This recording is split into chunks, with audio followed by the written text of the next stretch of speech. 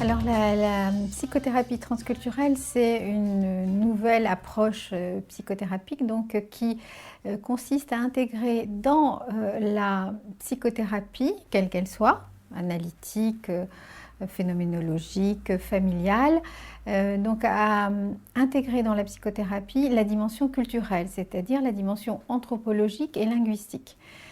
On a maintenant l'expérience du fait que lorsqu'on travaille avec des personnes qui viennent d'une autre culture que la nôtre, eh bien, ces questions linguistiques et ces questions de représentation sont extrêmement importantes pour mieux comprendre et mieux soigner. Et ça suppose d'accepter l'idée que la psychothérapie doit être modifiée par cette rencontre transculturelle et qu'on doit introduire donc la langue maternelle quand elle existe et qu'elle est différente de la langue du pays d'accueil, la langue maternelle, mais aussi la richesse des savoirs des familles qui viennent d'autres mondes. Dans mon livre Psychothérapie transculturelle des enfants et des adolescents, on a essayé de décrire les méthodes, comment on fait, pour tout le monde, pour tous ceux qui, dans une société comme la nôtre, qui est une société multiculturelle, vont rencontrer des enfants, des adolescents, des familles en situation transculturelle, et l'efficacité de ça. Comment, effectivement, lorsqu'on introduit les langues, la diversité des langues, la diversité des représentations, eh bien, on arrive à établir une relation de bonne qualité, un soin, une psychothérapie qui se déroule et qui est efficace, qui permet des transformations pour les enfants, pour les familles, et encore au-delà de ces deux éléments qui sont déjà très importants, ça permet aussi que les familles, les enfants et les adolescents soient actifs, qu'ils soient actifs dans leurs soins, qu'ils soient actifs dans leur travail social, qu'ils puissent participer. C'est-à-dire qu'on ne les mette pas dans une position où ils subissent parce qu'ils viennent d'ailleurs. Et ça, c'est très important qu'on prenne conscience de ça, d'une certaine façon, que les familles et les enfants deviennent experts aussi. Ce n'est pas simplement nous, les spécialistes, qui savons comment il faut faire. Il faut accepter l'idée que les enfants, les adolescents et les familles participent activement à leur traitement par leur savoir, par leur propre manière de penser. Cette psychothérapie transculturelle des enfants et des adolescents, donc il y a maintenant dans le monde une cinquantaine d'années. En France, plus de 30 ans.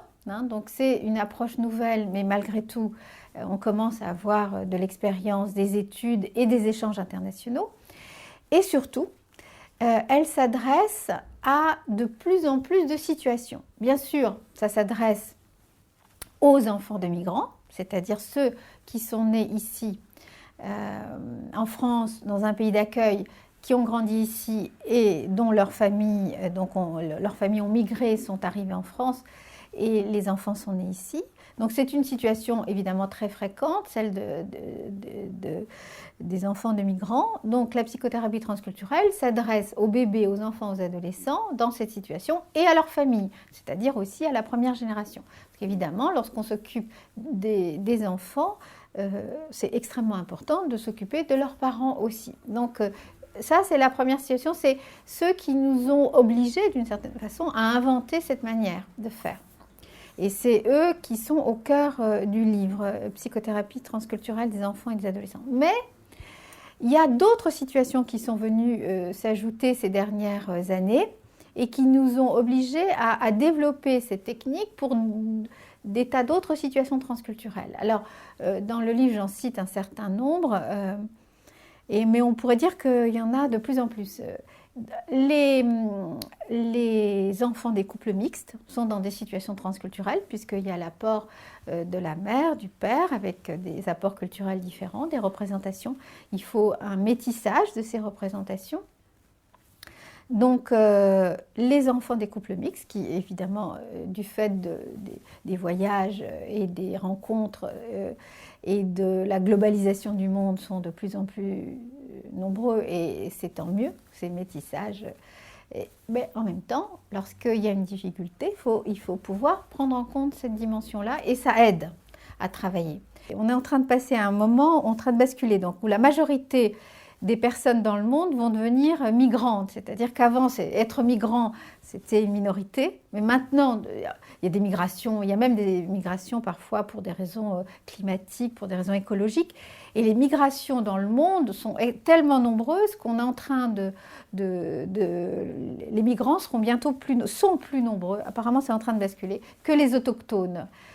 Ça veut dire donc que cette question de la psychothérapie transculturelle, c'est-à-dire de faire de la psychothérapie même lorsqu'on n'est pas dans le monde dans lequel on est né, même lorsque ceux en face ne pensent pas la même chose que moi, eh bien cette psychothérapie-là, ça va devenir presque quelque chose qui va s'adresser donc à de plus en plus d'enfants et d'adolescents. Et c'est profondément moderne, quoi. C'est profondément contemporain, c'est lié à nos sociétés. Et ça va devenir sans doute une nécessité, pas seulement pour ceux qui habitent au cœur des grandes mégapoles où il y a beaucoup de migration, au cœur des villes comme actuellement en France, hein, dans une société multiculturelle, c'est quand même une situation très fréquente de rencontrer ces situations transculturelles, mais je crois vraiment que ce qu'on apprend de ces situations transculturelles va être utile pour, disons, la société de demain, quoi, avec beaucoup de voyages, avec des enfants qui passent d'une famille à l'autre, avec des recompositions d'un pays à l'autre, d'une langue à l'autre, et donc d'une société beaucoup plus mouvante, quoi, où à ce moment-là, il faudra s'occuper, pour tous les enfants d'une certaine façon, de ce que ça fait de changer de famille, de changer de langue, de changer de pays, de changer d'endroit.